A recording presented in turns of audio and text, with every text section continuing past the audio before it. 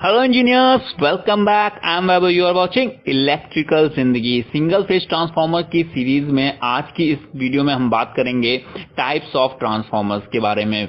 आज की इस वीडियो में बेसिकली बात करेंगे जितने भी हमारे सराउंडिंग में ट्रांसफार्मर्स यूज किए जाते हैं, step up transformer, step down transformer, power transformer, distribution transformer, CT VT, जितने भी ट्रांसफार्मर्स होते हैं उन सभी पे हम आज की वीडियो में डिस्कशन करने वाले हैं। जाहिर सी बात है, वीडियो बहुत ज्यादा इंपॉर्टेंट है, इसे एंड तक की देखिएगा और जो भी नोट पॉइंट आपको लगते हैं इंपॉर्टेंट है, आपके एग्जाम में पूछे जा सकते हैं, उसे नोट डाउन करिएगा। बाकी ये जो पीडीएफ है ये आपको पीडीएफ में प्रोवाइड कर दूंगा, लिंक आपको डिस्क्रिप्शन में मिल जाएगा। तो चलिएगा आज की मेन वीडियो की तरफ में हम लोग मूव करते हैं और बात करते हैं टाइप्स ऑफ ट्रांसफार्मर्स के बारे में।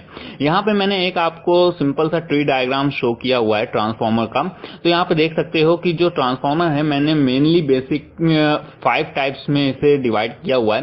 तो सबसे पहला टाइप मैंने रखा है इंस्ट्रूमेंट ट्रांसफार्मर, दूसरा है हमारा step up and step down transformer, single phase and 3 phase transformer, power transformer and distribution transformer. तो ये 5 प्रकार के ट्रांसफार्मर हमारे सराउंड में देखने को आपको मिल जाएंगे। जो इंस्ट्रूमेंट ट्रांसफार्मर होते हैं वो जैसे कि हमारे जो सीटी, मैंने बोला सीटी और पीटी, तो वही होता है हमारा करंट ट्रांसफार्मर। सीटी का मतलब होता है करंट ट्रांसफार्मर, सी मतलब करंट, टी फॉर ट्रांसफार्मर, और इसी तरीके पीटी जो होता है वो हमारा पोटेंशियल ट्रांसफार्मर, इसका फुल फॉर्म होता है पीटी। ठीक है, राइट। तो पीटी, और पीटी को हम लोग एक और नाम से जानते हैं वीटी, मतलब कि वोल्टेज ट्रांसफार्मर या फिर आपका पोटेंशियल ट्रांसफार्मर। इसी तरीके दूसरा हमारा कैटेगरी है कि step up and step down transformer. फिर थर्ड हमारी category single phase and 3 phase transformer, power transformer, distribution transformer. तो चलिएगा जितने भी ये ट्रांसफार्मर मैंने आपको बताए हैं इनके ऊपर वन बाय वन हम डिस्कशन करते हैं, इनके बारे में थोड़ा डिटेल्ड नॉलेज लेते हैं, ताकि आप जो भी आपका एग्जाम है वहां पे आप एक अच्छा स्कोर कर सको। और जो भी मैं आपको यहाँ पे थ्योरी दिखा रहा हूँ इसको आप लिख सकते हो। हिंदी मीडियम के स्टूडेंट हो तो आप अपनी थ्योरी को अपने ओन वर्ड में लिख सकते हो। बाकी एक्सप्लेन जो मैं कर रहा हूँ वो हिंदी में कर रहा हूँ, बस यहाँ पे लिखा इंग्लिश में है। ठीक है, तो अपनी आप ओन लैंग्वेज पे लिखिएगा, बाकी इंग्लिश वाले स्टूडेंट्स एज इट इज उतार सकते हैं। तो चलिएगा सबसे पहले हम लोग बात करते हैं यहाँ पे इस सीरीज के बारे में, मतलब कि जो step up and step down transformer होते हैं इनके बारे में सबसे पहले हम बात करेंगे। ठीक है, तो यहाँ पे चलिएगा, यहाँ पे मैंने मेंशन किया हुआ है कि स्टेप अप ट्रांसफार्मर। तो स्टेप अप ट्रांसफार्मर, थोड़ा वर्ड पे बात करते हैं फिर हम बात करेंगे इस थ्योरी पे। पहले एक्सप्लेन कर देता हूँ फिर थ्योरी आपको पढ़ के बता दूंगा। जो मैं एक्सप्लेन करूंगा वही आपका थ्योरी में लिखा हुआ है। तो स्टेप अप ट्रांसफार्मर देखो क्या होता है कि हम अपनी लाइफ से अगर इसको रिलेट करके पढ़ें तो कहते नहीं है कि जब हमारा अगर कोई मान लो कोई भी हम एक स्टेज में है, छोटी स्टेज है, तो हमारे जो सीनियर्स होते हैं वो कहते हैं थोड़ा अपनी स्टेज को क्या करो, अप करो। जो तुम्हारी पहली स्टेज है इसको क्या करो, तुम अप करो। तो इसी तरीके से जो स्टेप अप ट्रांसफार्मर होता है वो क्या करता है, वोल्टेज में भी अप करता है। देखो यहाँ पे क्या लिखा हुआ है, अप, तो अप को यहाँ पे रिलेट करना वोल्टेज से। ठीक है, तो जो स्टेप अप ट्रांसफार्मर होते हैं वो हमारे वोल्टेज को बढ़ाने के लिए यूज किए जाते हैं। ठीक है, अब ये बढ़ाते कैसे हैं इस पे बात कर लेते हैं। देखो मैंने आपको पहले भी बताया हुआ है जो ट्रांसफार्मर होते हैं उनमें 2 तरीके की वाइंडिंग होती है। एक पहली होती है हमारी प्राइमरी वाइंडिंग और दूसरी हमारी होती है सेकेंडरी वाइंडिंग। अब यहाँ पे जो प्राइमरी वाइंडिंग होती है वो हमारे वोल्टेज सोर्स से जुड़ी हुई होती है, मतलब कि वो क्या होता है, इनपुट सोर्स होता है। और दूसरा जो हमारा सेकेंडरी वाइंडिंग होती है वो कहाँ से जुड़ी होती है, लोड से जुड़ी होती है, और उसे हम लोग आउटपुट वोल्टेज भी कहते हैं। ठीक है, तो यहाँ पे कंसेप्ट क्या आता है, किस तरीके से वोल्टेज को बढ़ाता है, तो यहाँ पे बात देखना। ठीक है, अब ये देखो यहाँ पे स्क्रीन पे मैंने शो भी किया हुआ है। जो प्राइमरी वाइंडिंग है वो हमारी यहाँ पे E1, मतलब कि जो हमारा सोर्स है उससे कनेक्ट है। ठीक है, E1 से कनेक्ट है, मतलब जो यहाँ पे इंड्यूस्ड ईएमएफ है वो हमारा ईएमएफ है। ठीक, ये हमारा E1 से कनेक्ट है। या फिर E1 अगर आपको नहीं अभी समझ में आ रहा है, E1 का कंसेप्ट मैं आपको थोड़ा बाद में बताऊंगा, उस अभी यहाँ पे समझ सकते हो ये V1 से कनेक्ट है। ठीक है, सोर्स वोल्टेज से ये कनेक्ट है। अब यहाँ पे ये जो वाइंडिंग है, इस वाइंडिंग के अक्रॉस क्या होगा कि करंट फ्लो होगी। अब करंट जब फ्लो हो रही है तो यहाँ पे क्या बनेगा, हमारा मैग्नेटिक फ्लक्स बनेंगे। अब जो मैग्नेटिक फ्लक्स बनेंगे, ये मैग्नेटिक फ्लक्स किससे कट करेंगे, सेकेंडरी वाइंडिंग से भी कट करेंगे। मैंने आपको वर्किंग में सब बताया हुआ है। अब यहाँ पे देखोगे जो सेकेंडरी वाइंडिंग है उसमें नंबर ऑफ टर्न्स क्या है, प्राइमरी वाइंडिंग से ज्यादा है। जो N2 है, N2 is greater than N1, right. तो जब N2 is greater than N1 तो जाहिर सी बात है जब number of flux same number of flux आपके ज्यादा नंबर ऑफ टर्न से कट कर रहे हैं तो आपका क्या होगा, वोल्टेज भी बढ़ जाएगा। मैंने आपको वहां पर जब ट्रांसफॉर्मर रेशियो मैंने आपको बताया था, ट्रांसफॉर्मेशन रेशियो, तो वहां पे आपने देखा था कि जितने ज्यादा नंबर ऑफ टर्न्स उतने ज्यादा हमारा वोल्टेज, राइट। तो उसी के फंडामेंटल से यहाँ पे हमें देखने को मिलता है कि जो हमारा प्राइमरी वाइंडिंग है, प्राइमरी वाइंडिंग में हमारे कम टर्न है और हमारे जो सेकेंडरी वाइंडिंग है उसमें ज्यादा टर्न है। इस वजह से क्या होता है कि जो हमारा फ्लक्स कट कर रहा होता है सेकेंडरी वाइंडिंग से, वो हमारे ज्यादा नंबर ऑफ टर्न से कट करता है और हमारा जो वोल्टेज होता है वो हमें बढ़कर मिल रहा होता है। ये छोटा सा एक कंसेप्ट है जो कि आपको ट्रांसफॉर्मर जो रेशियो मैंने आपको बताया था, ट्रांसफॉर्मेशन रेशियो, उसमें मैंने आपको यहाँ पे बताया था कि किस तरीके से ज्यादा नंबर ऑफ टर्न्स कटने से हमारा वोल्टेज बढ़ जाता है। ठीक है, अगर वो वीडियो नहीं देखी तो उस वीडियो को देखना, तो बहुत इजी तरीके से आपको समझ में आ जाएगा। अब यहाँ पे थोड़ा सा मैं रेस करता हूँ इसे, फिर यहाँ पे देखना जो हमारी प्राइमरी वाइंडिंग होती है, यहाँ पे जो प्राइमरी वाइंडिंग है वो हमारे लेस नंबर ऑफ टर्न्स होते हैं। मतलब कि जो स्टेप अप ट्रांसफार्मर होगा उसके बारे में एक कंडीशन याद रखना, जो प्राइमरी वाइंडिंग होगी उसमें जो नंबर ऑफ टर्न्स होंगे वो क्या होंगे, नंबर ऑफ सेकेंडरी वाइंडिंग के नंबर ऑफ टर्न से कम होंगे। पहला ये एक पॉइंट याद रखना। दूसरा पॉइंट क्या होता है कि ये जो प्राइमरी वाइंडिंग होते हैं इनमें हमारा जो वोल्टेज होगा वो कम होगा, राइट। जैसे यहाँ पे हमारा 230 वोल्ट है तो यहाँ पे क्या मिल रहा होगा, हमें 440 वोल्ट मिल रहा होगा, या फिर जितने भी ज्यादा नंबर ऑफ टर्न्स होंगे, जितना भी रेशियो होगा उस हिसाब से हमें आउटपुट मिल रहा होगा, राइट। तो ये बेसिकली वर्किंग होता है स्टेप अप ट्रांसफार्मर का। अब देख लेते हैं कि क्या लिखा हुआ है यहाँ पे थ्योरी में, उसके अकॉर्डिंग भी हम लोग बात कर लेते हैं। तो जो स्टेप अप ट्रांसफार्मर होता है, step up transformer is a transformer that increase the voltage of alternating current electrical signal. तो यहाँ पे देखोगे जो वोल्टेज है, वोल्टेज बढ़ाता है, राइट। तो इस पॉइंट को बहुत अच्छे तरीके से अपने माइंड में रखना। देखो बहुत से बच्चों को कंफ्यूजन होता रहता है कि जो स्टेप अप ट्रांसफार्मर होता है वो करंट बढ़ाता है, नहीं, स्टेप अप जो ट्रांसफार्मर होता है वो वोल्टेज को बढ़ाता है, राइट। अब यहाँ पे वोल्टेज को बढ़ाता है तो जाहिर सी बात है कि करंट को कम कर रहा होगा। तो इस चीज को थोड़ा सा याद रखना, जो अल्टरनेटिंग करंट होता है वो हमारा इनवर्सली प्रोपोर्शनल होता है करंट के, ठीक है। मतलब कि अगर वोल्टेज हमारा बढ़ रहा है तो क्या होगा, करंट हमारी घट रही होगी। तो जो स्टेप अप ट्रांसफार्मर होते हैं वो क्या करते हैं, हमारे याद रखना, स्टेप अप जो ट्रांसफार्मर होते हैं वो हमारे वोल्टेज को बढ़ाते हैं, लेकिन in the second hand backward अगर मैं बात करूं तो इनडायरेक्टली वो करंट को कम कर रहे होते हैं, right.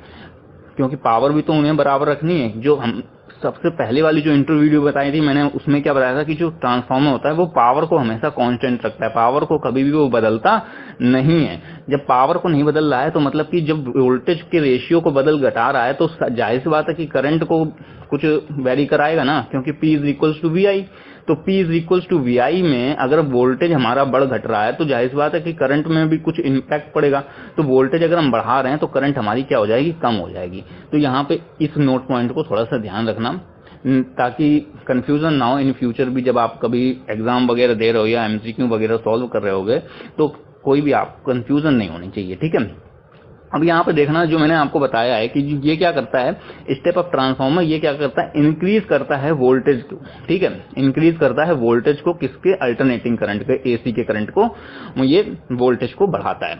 It is typically use to increase the voltage of power transmission line. तो ये कहाँ पे यूज किया जाता है, पावर ट्रांसमिशन लाइन में यूज किया जाता है, पावर जो वोल्टेज होता है उसको बढ़ाने के लिए, so that it can be transmitted over long distance with less losses of power. तो जो स्टेप अप ट्रांसफार्मर होता है वो हमारा पावर ट्रांसमिशन में ज्यादातर यूज किए जाते हैं, ताकि हमारे जो ज्यादा दूर के डिस्टेंस में पावर को हमारे भेजना है, जो सप्लाई है उसको भेजना है, तो उसमें लॉसेस कम हो सके, इसलिए इस ट्रांसफार्मर का यूज किया जाता है, ठीक है। अब यहाँ पे नेक्स्ट लाइन लिखी हुई है, the primary winding of step up transformer has few turns. हाँ, तो मैंने बताया ना कि यहाँ पे देख भी सकते हो, बिल्कुल पिक्चर में क्रिस्टल क्लियर है कि जो प्राइमरी वाइंडिंग है ना, तो उसमें फ्यू नंबर ऑफ टर्न्स है, कम है, किसके तुलना में, N2 की तुलना में, मतलब जो सेकेंडरी वाइंडिंग है ना इसकी तुलना में कम नंबर ऑफ टर्न्स हैं। तो वही लिखा हुआ, the primary winding of step up transformer has fewer turns of wire than the secondary winding. तो जो सेकेंडरी वाइंडिंग है उसकी तुलना में क्या है, लेस नंबर ऑफ टर्न्स है। Means that the voltage is increase in the secondary winding, secondary winding में वोल्टेज इंक्रीज होगा while the current is decreased. तो यही मैंने आपको बताया कि सेकेंडरी वाइंडिंग में वोल्टेज बढ़ जाता है और करंट क्या होता है, घट जाता है। सेकेंडरी वाइंडिंग में वोल्टेज क्यों बढ़ रहा है, क्योंकि नंबर ऑफ टर्न्स बढ़ गए हैं। जो उसका फ्लक्स है प्राइमरी वाइंडिंग से जो फ्लक्स निकला, तो जो फ्लक्स निकला वो जो हमारा कट कर रहा है नंबर ऑफ टर्न्स से वो बढ़ गए, तो इस वजह से हमारा क्या होगा, वोल्टेज भी बढ़ जाएगा। आई होप कि आपको ये कंसेप्ट क्लियर हो गया होगा कि स्टेप अप ट्रांसफार्मर कैसे काम करता है या स्टेप अप ट्रांसफार्मर में क्या रेशियो रहता है, ये आपको क्लियर हो गया होगा। इस डायग्राम को अपने माइंड में रखिएगा। बस इस डायग्राम को अगर आपने अपने माइंड में रख लिया तो आप आसानी से आंसर लिख सकते हो। बाकी ये थ्योरी है, थ्योरी को आप याद कर लीजिएगा तो आपका सारा डाउट क्लियर हो जाएगा, राइट। बस इतना ही स्टेप अप ट्रांसफार्मर के बारे में आपको याद रखना है, कोई बहुत ज्यादा बेसिक एडवांस नहीं है। एडवांस की वीडियोस भी बहुत जल्दी आपको यूट्यूब चैनल पे मिल जाएंगे फ्री ऑफ कॉस्ट, तो उन्हें भी आप देख सकते हो। तो वहां पे जो स्टेप अप ट्रांसफार्मर होगा उसके क्रॉस क्वेश्चंस जो बनते हैं वो सब आपको वहां पे मैं बताऊंगा। बाकी अभी बेसिक और थ्योरी मैटर में आपको यहाँ पे मैंने दे दिया है। अब बात करते हैं स्टेप डाउन ट्रांसफार्मर के बारे में। अभी तक हमने देखा कि स्टेप अप ट्रांसफार्मर क्या होता है। स्टेप अप ट्रांसफार्मर का मतलब क्या समझ में आ रहा था कि वो वोल्टेज को बढ़ा रहा है, राइट। अब यहाँ पे शब्द आया कि स्टेप डाउन, तो स्टेप डाउन का मतलब क्या होता है कि वोल्टेज को घटाना। तो जाहिर सी बात है जब स्टेप अप ने पढ़ा तो प्राइमरी वाइंडिंग में लेस नंबर ऑफ टर्न और सेकेंडरी वाइंडिंग में मोर नंबर ऑफ टर्न थे। तो यहाँ पे इसका जस्ट अपोजिट हो जाएगा। जस्ट अपोजिट का मतलब क्या है, चलो ये यहाँ पे फिर आपको जो पिक्चर मैंने दिखाया हुआ है। तो स्टेप डाउन ट्रांसफार्मर का क्या मतलब है कि यहाँ पे देखोगे जो प्राइमरी वाइंडिंग है उसमें मोर नंबर ऑफ टर्न्स दिख रहे हैं। यहाँ पे देखोगे कितने सारे टर्न्स हैं, और वहीं जगह सेकेंडरी वाइंडिंग देखोगे तो लेस नंबर ऑफ टर्न्स। क्योंकि देखो जो प्राइमरी वाइंडिंग है तो उसमें जो फ्लक्स बनेगा वो जब हमारा कट करेगा सेकेंडरी वाइंडिंग से, तो सेकेंडरी वाइंडिंग में अगर लेस नंबर ऑफ टर्न्स रह गए, N2 जो है वो हमारा लेस रह गया, तो क्या होगा कि फ्लक्स कम टर्न से कट हो रहा है। जब फ्लक्स कम टर्न से कट होगा तो जो हमारा इंड्यूस्ड ईएमएफ होगा E2 वो भी हमारा कम बनेगा, राइट। तो जो हमारा सेकेंडरी में वोल्टेज मिलेगा वो भी हमारा क्या होगा, कम मिलेगा, राइट। क्योंकि E2 इज इक्वल्स टू क्या होता है, V2 होता है, ठीक। तो ये आपको कंसेप्ट समझ में आना चाहिए। तो एक बात याद रखना, जो स्टेप अप ट्रांसफार्मर होता है उनमें क्या होता है, N1 is less than N2, right. Step up transformer के बारे में बात कर रहा हूं। और स्टेप डाउन ट्रांसफार्मर में क्या होगा, ये इसलिए मैं इस शब्द को बार बार जोर दे रहा हूं क्योंकि यहाँ पे बच्चे बहुत कंफ्यूज होते हैं, तो इसलिए मैं बार बार जोर दे रहा हूं। इसे याद रखना बस केवल। स्टेप डाउन ट्रांसफार्मर में क्या होता है, N2 is greater than N1 is greater than N2। या फिर बिल्कुल सिंपल कंसेप्ट बताऊं, जो स्टेप अप ट्रांसफार्मर होगा तो उसमें वाइंडिंग बढ़ेंगी और स्टेप डाउन ट्रांसफार्मर में जो होगा जो सेकेंडरी वाइंडिंग घटेगी, ठीक है। बस इतना केवल आपको याद रखना है। बाकी चलिए यहाँ पे जो मैंने थ्योरी लिखी हुई है उस थ्योरी को पढ़ लेते हैं। बाकी आपको ये जो फिगर मैंने बताया हुआ है तो इस फिगर को एज इट इज लर्न कर लीजिएगा, प्रैक्टिस करिएगा अपनी नोटबुक में, और इसी फिगर को आपको अपने एग्जाम में जाकर बनाना है, राइट। अब यहाँ पे थ्योरी को पढ़ लेते हैं और एक्सप्लेन कर देते हैं। A step down transformer is a transformer that decrease the voltage of alternating current AC electrical signal. तो ये क्या करता है, वोल्टेज के रेशियो को घटाता है। अब वोल्टेज के रेशियो को घटा रहा है तो जाहिर सी बात है कि करंट के को क्या कर रहा होगा, बढ़ा रहा होगा, because V is inversely proportional to the I।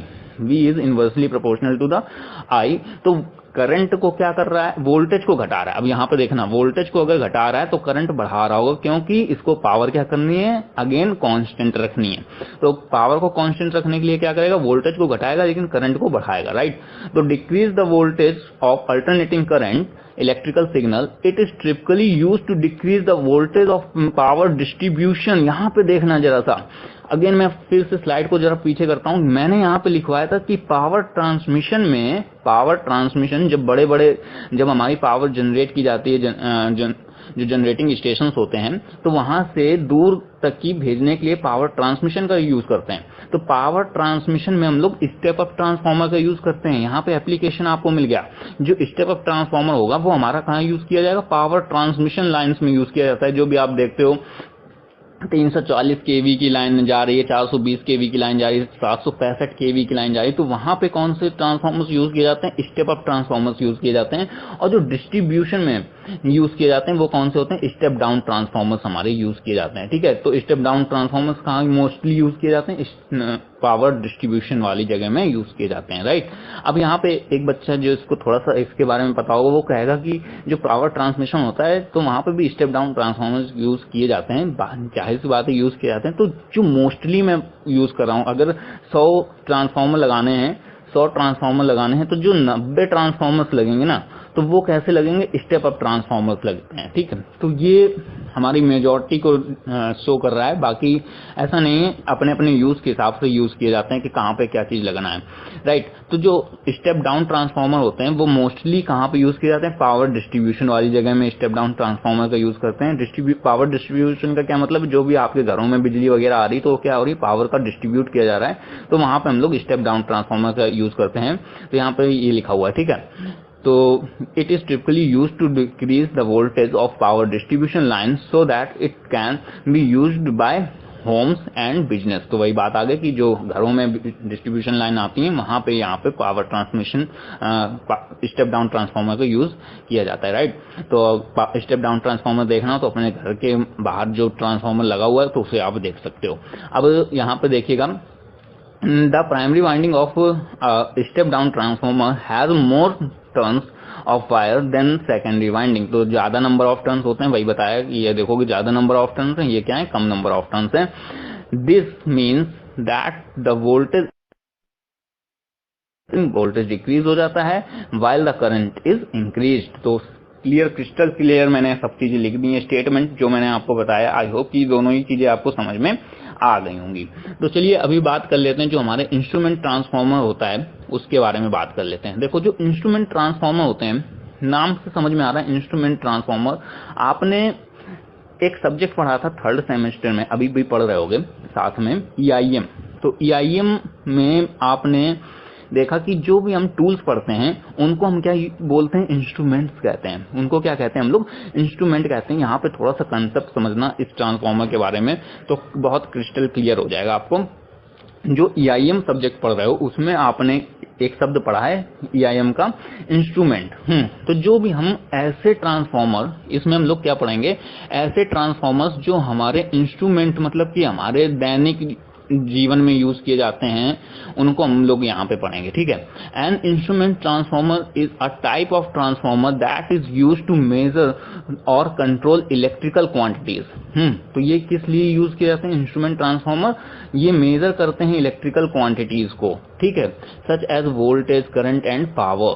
तो यहाँ पे जो इंस्ट्रूमेंट ट्रांसफॉर्मर्स होते हैं वो क्या करते हैं, मेजर करते हैं करंट या फिर इलेक्ट्रिकल क्वांटिटीज को, ये मेजर करते हैं, जैसे वोल्टेज, करंट और पावर को मेजर करने के लिए इंस्ट्रूमेंट ट्रांसफॉर्मर का यूज किया जाता है। It is typically small and light weighted, हल्के होते हैं और छोटे होते हैं। जैसे कि मैंने बताया आपको कि जो step up transformer, step down transformer होते हैं वो बहुत काफी बड़े वेटेड होते हैं, ठीक। तो उसकी अपेक्षा में ये छोटे होते हैं और काफी लाइट वेटेड होते हैं। And it may be oil field और एयर कूल्ड। तो मैंने आपको जो टाइप्स वो बताया था कि कितने प्रकार की ट्रांसफॉर्मर्स में जो भी आपके टूल्स वगैरह यूज किए जाते हैं, पार्ट्स ऑफ ट्रांसफॉर्मर की जो वीडियो थी तो उसमें मैंने आपको कूलिंग सिस्टम भी बताया था। तो कूलिंग में जो होते हैं, तो ये जो इंस्ट्रूमेंट ट्रांसफॉर्मर होते हैं ये ऑयल फील्ड कूलिंग सिस्टम को फॉलो कर सकते हैं या फिर एयर कूलिंग सिस्टम को फॉलो कर सकते हैं। तो उस वीडियो को अगर देखा होगा तो इसका मतलब आप समझ जाओगे। There are 2 main types of instrument transformer, CTs and PTs। तो मैंने आपको सबसे स्टार्टिंग में बता दिया था कि CT का मतलब क्या होता है, करंट ट्रांसफॉर्मर, और PT का मतलब क्या होता है, पोटेंशियल ट्रांसफॉर्मर। यहाँ पे VT लिखा हुआ है, मतलब VTs भी आप बोल सकते हो, वोल्टेज ट्रांसफॉर्मर। तो वोल्टेज और पोटेंशियल का सेम ही मीनिंग होता है, हालांकि थोड़ा बहुत डिफरेंस रहता है, लेकिन यहाँ पे समझने वाली बात है कि PT को ही हम लोग VT भी कहते हैं, ठीक है। तो कभी कंफ्यूज नहीं होना कि अगर VT लिख के आ जाता है तो भी आपको ये समझना है PT के बारे में पूछ रहा है, PT लिख के आता है तो PT के बारे में लिखना, सेम डेफिनेशन दोनों की रहती है, कोई भी डिफरेंट नहीं होता है। तो बात कर लेते हैं जो CT होता है। तो CT के बारे में मैंने आपको EIM में बहुत डिटेल्ड बताया हुआ है किस तरीके से काम करता है। तो यहाँ पे एक स्टेटमेंट पढ़ लीजिएगा, बहुत इनफ है मशीन में लिखने के लिए, ठीक है। EIM में जरूरत पड़ती तो वहां पे मैंने आपको सब बताया हुआ, EIM के वीडियो को अगर देख लोगे तो समझ में आ जाएगा CT के बारे में।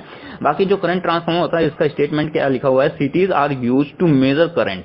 तो यहाँ पे एक चीज याद रखना, सी से क्या होता है, करंट होता है, और ये किस लिए यूज किया जाता है, करंट को मेजर करने के लिए यूज किया जाता है, राइट।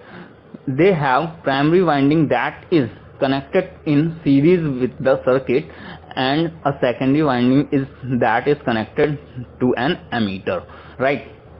देखो अब यहाँ पे बिल्कुल थोड़ा सा एक्सप्लेन करता हूँ, इसे इजी वर्ड में कोशिश करता हूँ एक्सप्लेन करने का, जो आपको कंसेप्ट हो वो क्लियर हो जाए। अगर आपने EIM में CTPT नहीं पढ़ा है तो कोई बात नहीं, यहाँ पे थोड़ा सा कंसेप्ट क्लियर कर लेना। देखो जो करंट ट्रांसफार्मर होता है, जो CT होता है, पहले इसको रफ करता हूँ मैं, let me give me some time. हाँ देखो, जो CT होता है, करंट ट्रांसफार्मर होता है, वो एक तरीके का हमारा स्टेप अप ट्रांसफार्मर होता है, राइट। स्टेप अप ट्रांसफार्मर होता है, ये याद रखना। जो CT होता है वो एक तरीके का हमारा स्टेप अप ट्रांसफार्मर होता है। स्टेप अप का मतलब क्या होगा कि वोल्टेज को बढ़ा रहा होगा, वोल्टेज को बढ़ा रहा होगा, लेकिन करंट को क्या कर रहा होगा, कम कर रहा होगा। अब ये याद, थोड़ा सा कंसेप्ट क्लियर रखना, 2-4 पॉइंट बताऊंगा, उनके बाद में आपको ये बिल्कुल क्रिस्टल क्लियर हो जाएगा और हमेशा के लिए आपके माइंड में रहेगा। जो CT होता है, करंट ट्रांसफार्मर होता है, वो क्या होता है, एक तरीके का स्टेप अप ट्रांसफार्मर होता है, राइट। अब जो CT होते हैं उनका यूज हम लोग किस लिए करते हैं, करंट को मेजर करने के लिए करते हैं, राइट। अब मान लो एक हमारी लाइन जा रही, ट्रांसमिशन लाइन जा रही है, इसमें से हमारी 100 एम्पियर की कोई करंट है, इसमें से फ्लो हो रही है। तो अब इस 100 एम्पियर की करंट को मेजर करने के लिए हमें बहुत बड़ा एक एमीटर लगाना पड़ेगा। तो हम क्या करते हैं, इस 100 एम्पियर की करंट को हम डाउन कर देते हैं, ठीक। इस 100 एम्पियर की करंट को क्या करते हैं, हम किसी रेशियो में, परफेक्ट रेशियो में, 1 रेशियो या फिर 5 रेशियो में हम इसे डाउन कर देंगे। तो जो हमारी डाउन करने के बाद मिलेगी, जैसे कि अगर मैंने 5th रेशियो में इसे डाउन कर दिया, 5वें अनुपात में अगर इसे डाउन कर दिया, तो 20 एम्पियर 20 एम्पियर बन जाएगा इसका। तो जो एक मान लो हमारी ट्रांसमिशन लाइन थी, उसमें 100 एम्पियर की हमारी करंट फ्लो हो रही थी। अब हम 100 एम्पियर की करंट को मेजर करने के लिए बहुत बड़ा एमीटर लगाएंगे, तो हम 100 एम्पियर की करंट को मेजर कर सकते हैं। या फिर हम क्या करें, इसको एक सही अनुपात में हम डाउन कर दें और फिर एमीटर से माप लें, और फिर उस एमीटर में वही अनुपात का गुणा कर दें, तो हमारे पास क्या मिल जाएगा, हमारा रियल एम्पियर मिल जाएगा। अब हम क्या करेंगे कि 100 एम्पियर को हमने क्या किया, एक CT लगा दिया, करंट ट्रांसफार्मर लगा दिया, और उसको एक सही रेशियो 5वें अनुपात में कम कर दिया, ठीक है। 100 एम्पियर का 5वां अनुपात क्या होगा, 20 एम्पियर। अब 20 एम्पियर का इसने CT ने क्या किया, जो 100 एम्पियर की करंट आ रही थी उसको क्या कर दिया, 20 एम्पियर की करंट में कन्वर्ट कर दिया। और ये 20 एम्पियर की करंट को हम एक एमीटर से कनेक्ट करके नाप लेंगे, और फिर जो हमारा रेशियो था CT का, उससे हम इसको मल्टीप्लाई करके पता कर लेंगे कि हमारी जो ट्रांसमिशन लाइन थी उसमें कितने एम्पियर फ्लो हो रहे हैं। आई होप कि थोड़ा सा क्लियर हुआ होगा कि जो CT होते हैं उसका यूज हम लोग क्या करते हैं, करंट को मेजर करने के लिए करते हैं। ये एक तरीके का स्टेप अप ट्रांसफार्मर होता है। यहाँ पे आपने देखा कि किस तरीके से ये करंट को कम कर रहे हैं। तो करंट को कम कर रहा है तो मतलब कि क्या हो गया, स्टेप अप ट्रांसफार्मर ही तो हो गया ना, कि वोल्टेज को बढ़ा देगा लेकिन करंट को कम कर देगा। तो करंट क्या हो रही है, अल्टीमेटली कम हो रही है ना। अब स्टेप अप ट्रांसफार्मर तो क्या है, मतलब कि प्राइमरी तरफ में वाइंडिंग कम, लेकिन सेकेंडरी तरफ में वाइंडिंग ज्यादा। अभी बताया कि स्टेप अप ट्रांसफार्मर में सेकेंडरी वाइंडिंग ज्यादा होती है ना, तो सेकेंडरी वाइंडिंग हमारी क्या होगी, ज्यादा होगी, राइट। और इसमें जो प्राइमरी वाइंडिंग होती है वो हमारी कहाँ पे कनेक्ट होती है, हमारी ट्रांसमिशन लाइन या फिर जिस भी जगह का हमें करंट मेजर करना है वहां पे कनेक्ट होगी प्राइमरी वाइंडिंग। और जो सेकेंडरी वाइंडिंग होगी वो कहाँ पे कनेक्ट होगी, हमारी एमीटर के साथ कनेक्ट होगी। आई होप कि ये आपको कंसेप्ट क्लियर हुआ। नहीं क्लियर हुआ, एक बार अगेन इसको रिवाइज करके थोड़ा सा देखोगे, क्लियर हो जाएगा, बिल्कुल आपको समझ में आ जाएगा, राइट। अब यहाँ पे एक बार फिर से स्टेटमेंट पढ़ देते हैं, फिर हम मूव करते हैं VT की तरफ, मतलब PT की तरफ मूव करते हैं। करंट ट्रांसफार्मर क्या होते हैं, CT are use to measure current, CT are use to measure current. They have a primary winding that is connected in a series with circuit. यहाँ पे ये शब्द याद रखना। जो प्राइमरी वाइंडिंग होती है वो क्या होती है, सीरीज के साथ कनेक्ट होती है। किसके साथ कनेक्ट होती है, सीरीज के साथ कनेक्ट होती है। किस सर्किट के साथ, जिस सर्किट का करंट हमें नापना है, ठीक है। सीरीज के साथ कनेक्ट होती है सर्किट में, ठीक। A secondary winding is connected to a meter, right. अब इसी तरीके से सेकंड हमारा जो इंस्ट्रूमेंट ट्रांसफार्मर में आता है वो है हमारा वोल्टेज ट्रांसफार्मर, मतलब कि PT, पोटेंशियल ट्रांसफार्मर या फिर वोल्टेज ट्रांसफार्मर। तो VTs are use to measure voltage. तो VT की जैसे CT क्या है, करंट को मेजर करते हैं, इसी तरह VT क्या है, वोल्टेज को मेजर करते हैं। अब जाहिर सी बात है कि एक हमारे 320 kV की लाइन जा रही है, उसको मेजर करना है, उसके वोल्टेज को मेजर करना है, तो हम क्या करेंगे, एक स्टेप डाउन ट्रांसफार्मर का हम यूज कर लेंगे इसके पैरेलल में। स्टेप डाउन ट्रांसफार्मर यूज करने से क्या होगा, जो हमारा 320 केवी का वो था वोल्टेज, वो हमारा क्या हो जाएगा, कम हो जाएगा किसी सही रेशियो में, और उसी सही रेशियो से हम मल्टीप्लाई करके वो निकाल लेंगे कि कितना हमारा वोल्टेज एक्चुअल में फ्लो हो रहा है। तो हम लोग क्या करते हैं, वीटी का यूज कहाँ पे करते हैं, वोल्टेज को मेजर करने के लिए यूज किया जाता है। They have a primary winding that is connected to across the line, मतलब कि जो हमारी लाइन होती है उसके पैरेलली कनेक्टेड होती है। जैसे सीटी क्या थी, सीरीज में कनेक्टेड थी ना, तो उसमें जो वीटी होते हैं या पीटी होते हैं, पीटी की प्राइमरी वाइंडिंग कैसी होती है, अक्रॉस, मतलब कि जो पैरेलल में होती है, इस तरीके से। जैसे बताऊं, ये हमारी ट्रांसमिशन लाइन जा रही है तो इसके यहां पे कनेक्ट होगा, बीटी का जो प्राइमरी लाइन होगा वो ऐसे कनेक्ट होगा, लेकिन जो सीटी की लाइन वो होगी, सीटी के हम क्या कर देंगे, इसके ही सीरीज में कनेक्ट कर देंगे। तो देखोगे ये जो टर्मिनल हैं वो कहाँ कनेक्ट हो रहे हैं, ट्रांसमिशन लाइन में ही कनेक्ट हो जा रहे हैं। तो ये अंतर होता है बस कनेक्शन में। तो प्राइमरी जो वाइंडिंग होता है उसके कनेक्शन में क्या होता है, ये अंतर होता है कि जो वीटी होता है, वीटी के जो प्राइमरी वाइंडिंग होगी वो हमारी अक्रॉस में कनेक्ट होती है, लेकिन सीटी की जो वाइंडिंग होती है वो हमारी बिल्कुल सीरीज में ट्रांसमिशन के कनेक्ट कर दी जाती है। तो वही चीज लिखा है, they have a primary winding that is connected across the circuit, मतलब कि जिस सर्किट का आपको वोल्टेज निकालना है उसके अक्रॉस में लगाई जाती है। A secondary winding that is connected to a volt meter. तो सेकेंडरी वाइंडिंग कहाँ कनेक्ट होती है, वोल्ट मीटर में कनेक्ट होती है। इसी तरीके जो सीटी होता है उसकी सेकेंडरी वाइंडिंग कहाँ कनेक्ट होती है, अमीटर में कनेक्ट होती है। आई होप कि जो इंस्ट्रूमेंट ट्रांसफार्मर था वो आपको क्लियर हो गया होगा, बिल्कुल क्रिस्टल क्लियर है, कोई भी डाउट नहीं है। अगर सीटी पीटी के बारे में डिटेल जानना है तो EIM की वीडियो देख लीजिएगा। बाकी अभी यहाँ पे एक और स्टेटमेंट दिया हुआ है कि instrument transformer are used in wide variety of applications, बहुत ज्यादा यूज किए जाते हैं, such as power plant, substation and industrial plants. तो चलिएगा नेक्स्ट हम बात करते हैं सिंगल फेज ट्रांसफार्मर और 3 फेज ट्रांसफार्मर के बारे में। तो सिंगल फेज ट्रांसफार्मर क्या होता है, नाम से ही पता चल रहा है कि जो हमारी लाइन सिंगल फेज की होती हैं उनमें यूज किए जाते हैं। तो अ single phase transformer is a transformer that has 1 primary winding and 1 secondary winding. तो जिनमें एक प्राइमरी वाइंडिंग और एक सेकेंडरी वाइंडिंग होती है, या फिर बिल्कुल एग्जाम्पल दूं तो ये क्या है, एक तरीके का सिंगल फेज ट्रांसफार्मर है, राइट। क्योंकि सिंगल फेज में क्या होती है, एक ही हमारा फेज चल रहा होता है ना, तो एक प्राइमरी वाइंडिंग होगी, एक सेकेंडरी वाइंडिंग होगी, तो उसको हम लोग क्या कहते हैं, सिंगल फेज ट्रांसफार्मर कहते हैं। साथ अभी मैं आपको सिंगल फेज ही ट्रांसफार्मर पढ़ा रहा हूँ ना, तो वही है सिंगल फेज ट्रांसफार्मर, राइट। तो सिंगल फेज ट्रांसफार्मर ये होते हैं, it is typically use to step up and और step down the voltage of a single phase AC electrical signal, ठीक है। तो सिंगल फेज ट्रांसफार्मर में प्राइमरी वाइंडिंग और सेकेंडरी वाइंडिंग क्या होगी, सिंगल यूज होगी। इस तरीके जो 3 फेज ट्रांसफार्मर होते हैं उनमें हमारा 3 phase transformer is a transformer that has 3 primary windings and 3 secondary winding. 3 phase होते हैं ना, 3 प्राइमरी होंगी, इसी तरीके 3 हमारी सेकेंडरी वाइंडिंग होंगी।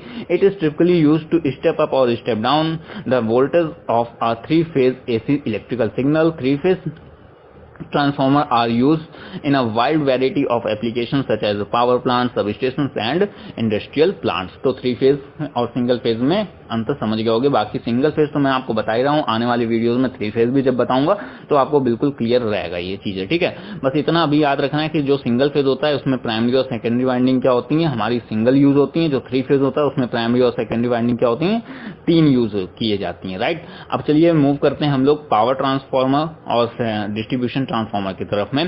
देखो जो पावर ट्रांसफार्मर होते हैं वो हमारे मोस्टली वहां पे यूज किए जाते हैं जहां पर हमारा जो वोल्टेज है, या फिर क्लियर कट में बताऊं तो जो ज्यादा पावर वाली जगह में होती है, जैसे हमारे जो आपने देखा होगा बिजली घर होते हैं, तो वहां पे हमारा पावर ट्रांसफार्मर यूज किया जाता है। और जो डिस्ट्रीब्यूशन ट्रांसफार्मर होते हैं वो हमारे कहाँ पे यूज किए जाते हैं, जो हमारी स्ट्रीट्स होती हैं, गलियां होती हैं ना, वहां पे डिस्ट्रीब्यूशन ट्रांसफार्मर यूज किए जाते हैं। पावर ट्रांसफार्मर का यूज किस लिए किया जाता है कि पावर को हमारे एक जगह से दूसरी जगह में भेजने के लिए, राइट। और इसी तरीके जो डिस्ट्रीब्यूशन ट्रांसफार्मर है वो क्या होते हैं, पावर को डिस्ट्रीब्यूट करने के लिए यूज किए जाते हैं। बाकी स्टेटमेंट में देखिए क्या बोल रहा है statement, a power transformer is a large transformer that is used to step up और step down the voltage of power transmission and distribution system. तो जो ट्रांसमिशन और डिस्ट्रीब्यूशन सिस्टम होते हैं उसमें वोल्टेज को स्टेप अप और स्टेप डाउन करने के लिए हम लोग क्या करते हैं, पावर ट्रांसफार्मर का यूज करते हैं। It is typically very large and heavy. तो ये काफी बड़े और काफी हैवी साइज में देखने को मिलते हैं। And it is often filled with oil. To provide insulation and cooling. तो ये जो पावर ट्रांसफार्मर होते हैं ये हमारा इंसुलेशन और कूलिंग के लिए किसका यूज करते हैं, ऑयल का यूज करते हैं। ठीक है, तो मैंने आपको बताया था जो ट्रांसफार्मर ऑयल होता है उसका यूज करते हैं कूलिंग और इंसुलेशन के लिए। Power transformer are use to transmit electricity over long distance and to distribute electricity to home and businesses। तो जो हमारे पावर ट्रांसफार्मर होते हैं वो कहाँ पे यूज किए जाते हैं कि जो इलेक्ट्रिसिटी होती है उसको लॉन्ग डिस्टेंस में डिस्ट्रीब्यूट करने के लिए हम लोग क्या करते हैं, पावर ट्रांसफार्मर का यूज करते हैं। इसी तरीके देखोगे कि जो डिस्ट्रीब्यूशन ट्रांसफार्मर होते हैं तो वो किस लिए यूज किए जाते हैं। और distribution transformer is a smaller transformer. देखो जो पावर ट्रांसफार्मर थे वो क्या थे, लार्जर ट्रांसफार्मर थे। इसी तरीके जो डिस्ट्रीब्यूशन ट्रांसफार्मर होते हैं वो इनकी तुलना में थोड़ा छोटे होते हैं। ठीक है, इनकी तुलना में छोटे होते हैं लेकिन काफी बड़े होते हैं। आप बाहर जाके देखोगे गली में तो काफी बड़े होंगे लेकिन इनकी तुलना में छोटे होते हैं। That is use to step down the voltage of power transmission line to the lower voltage used by homes and businesses। तो डिस्ट्रीब्यूशन ट्रांसफार्मर्स जो मोस्टली होते हैं वो हमारे स्टेप डाउन में ही काउंट किए जाते हैं। It is typically smaller than a power transformer. It is may be oil field और एयर कूल्ड। हाँ, तो जो हमारे डिस्ट्रीब्यूशन ट्रांसफार्मर्स होते हैं वो हमारे स्टेप डाउन में ही मोस्टली यूज किए जाते हैं और ये हमारे घर के बाहर जो होते हैं वो लगे होते हैं, वो डिस्ट्रीब्यूशन ट्रांसफार्मर्स होते हैं क्योंकि ये पावर का क्या करते हैं, डिस्ट्रीब्यूशन करते हैं अलग अलग जगह में। और इनकी कूलिंग और इंसुलेशन के लिए हम लोग ऑयल का यूज कर सकते हैं या फिर एयर का यूज कर सकते हैं। ठीक है, distribution transformer are typically located near homes, वही बात आ गई, near homes and businesses and they are used to provide electricity to the local area, right। अब चलिएगा मूव करते हैं हम लोग नेक्स्ट स्लाइड पे, कोर टाइप ट्रांसफार्मर। अभी कोर टाइप के बारे में आपको बताता हूँ। देखो यहाँ पे थोड़ा सा अब डिस्कशन करते हैं। अभी तक हमने जो पढ़ा टाइप्स ऑफ ट्रांसफार्मर में ये 5 तरीके मैंने आपको बता दिए। इंस्ट्रूमेंट ट्रांसफार्मर के बारे में बता दिया, step up step down transformer के बता दिया, सिंगल फेज 3 फेज बता दिया, पावर ट्रांसफार्मर और डिस्ट्रीब्यूशन ट्रांसफार्मर के बारे में आपको बता दिया है। पूरी चीजें आपको क्रिस्टल क्लियर। अब यहाँ पे जो ट्रांसफार्मर की वाइंडिंग होती है, यहाँ पे मैं आपको दिखा रहा था, इसको देखना, मैं थोड़ा सा इरेज कर देता हूँ इसे। यहाँ पे देखोगे कि ये जो एक कोर यूज की जा रही है, मैंने सेकंड वीडियो में भी आपको कोर के बारे में बताया था। तो ये जो कोर यूज की जा रही है ना, इस कोर के बनावट के आधार पे भी ट्रांसफार्मर को डिवाइड किया जाता है। तो वो जो ट्रांसफार्मर को डिवाइड किया जाता है वो हमारे होते हैं कोर टाइप ट्रांसफार्मर और सेल टाइप ट्रांसफार्मर।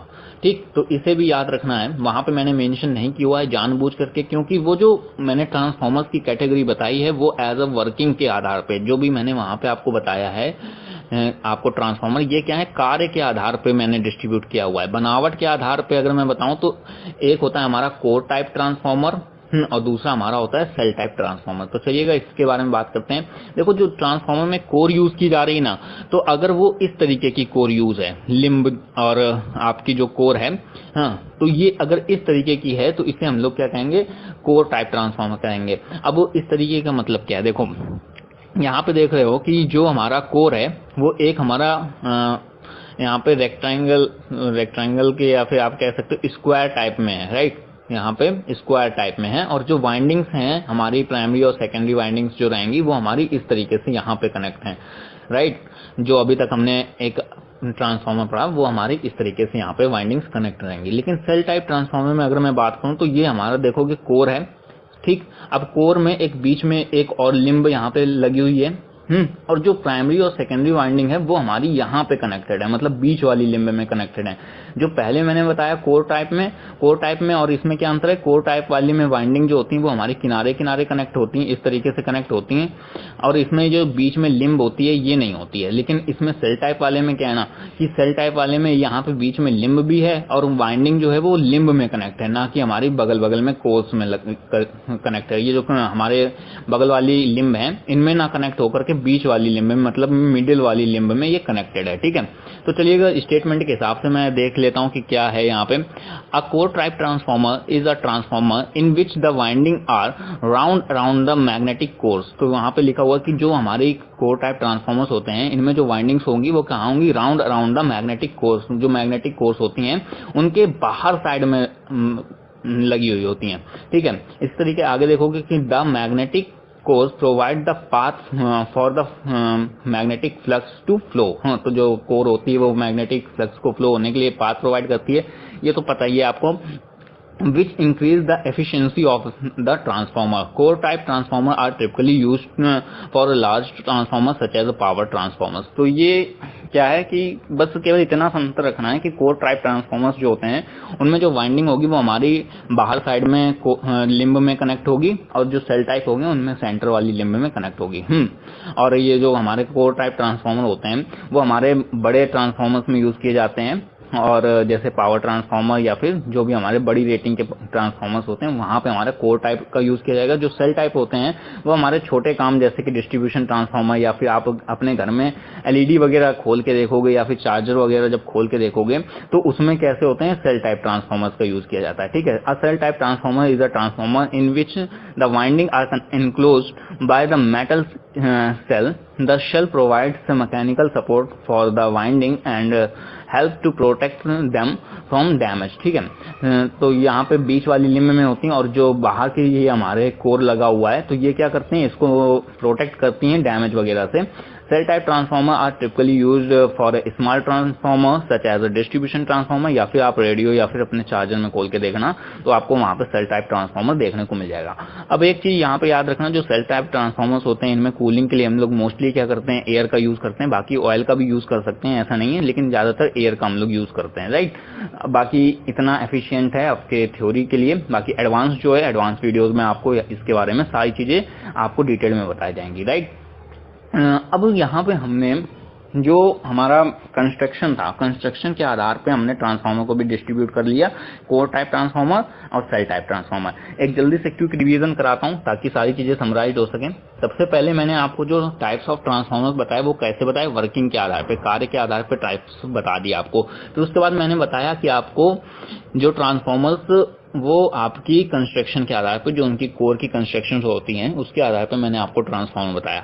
अब एक और ट्रांसफार्मर होता है जिसे हम लोग आइडियल ट्रांसफार्मर के नाम से जानते हैं। अब आइडियल ट्रांसफार्मर क्या है, इस पे थोड़ा सा डिस्कशन करते हैं। देखो, एक नॉर्मली जो हमारे घर के पास में ट्रांसफार्मर लगे होते हैं या फिर पावर डिस्ट्रीब्यूशन की जगह में पावर ट्रांसमिशन वाली जगह में जो लगे होते हैं ट्रांसफार्मर्स, उन्हें वो हमारे प्रैक्टिकली ट्रांसफार्मर है।